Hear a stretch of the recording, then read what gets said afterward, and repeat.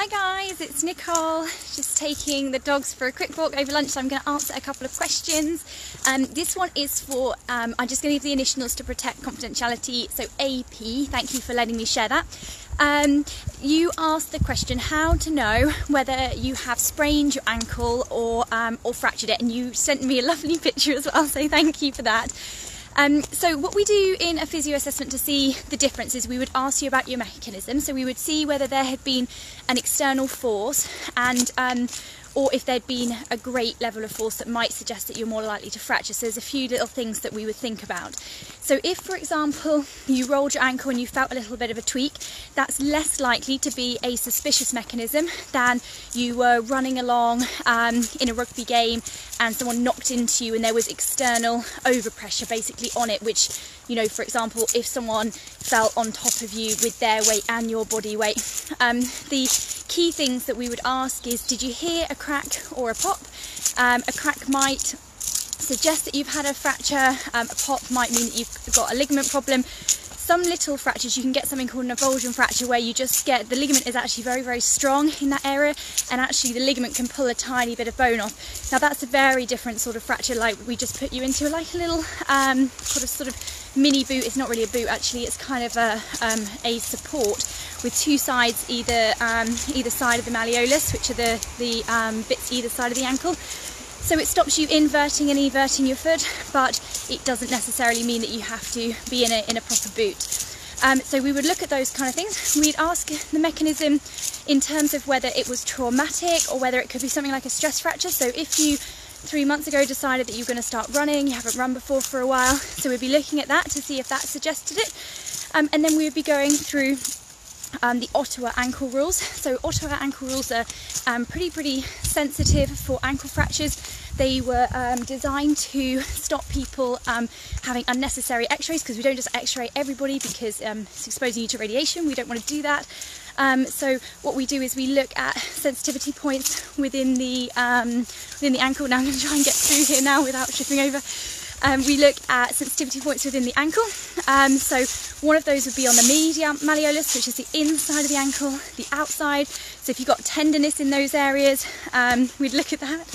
We'd look on the fifth metatarsal and the inside of the foot, and we'd also be looking at whether you had any immediate pain on weight bearing, because that's a really good indication that you may have a fracture. If, for example, you had a rugby incident, you fell over, had a crack, and you can't put weight on it, they had to remove you from play, that's going to be much more likely of an ankle fracture than just a sprain.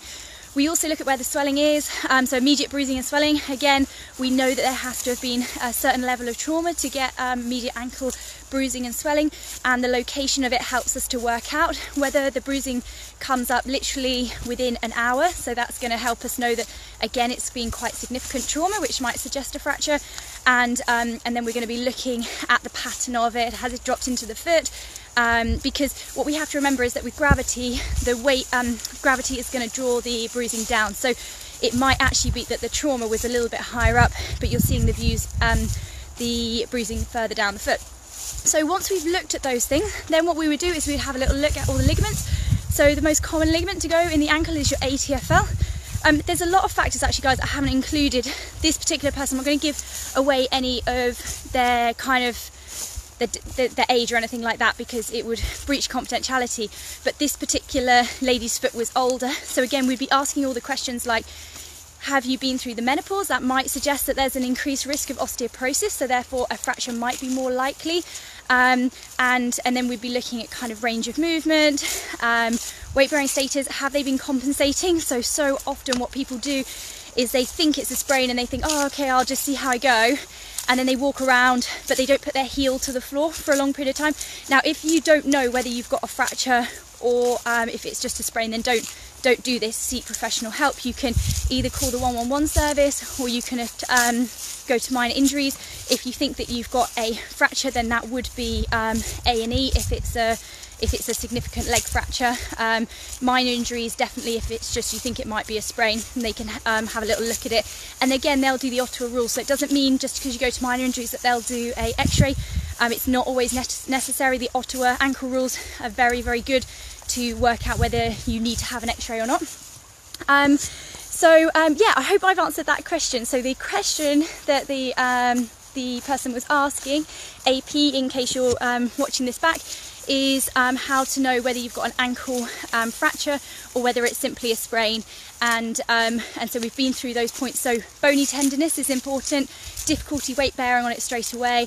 Is there immediate bruising and swelling? If there is, we definitely need to have a little look at it, and looking at the factors which will be difficult for you guys to identify, but things like age is more likely, if you've been through the menopause, more likely to have osteoporotic fracture.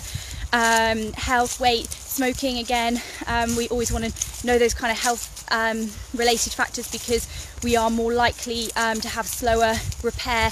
So for example, I used to help people with an extra machine which accelerates fracture healing, and a lot of the people that I was treating were people that were smokers, and so their fracture just simply hadn't healed. So there's lots of things you can do to help it. So I hope that's been helpful for you. If you're not sure, go and get it checked out, and or you can send me a message on here. But if you're not local to this area, the CSP has a really good Find a Physio bit on their page. All right guys, see you later, bye.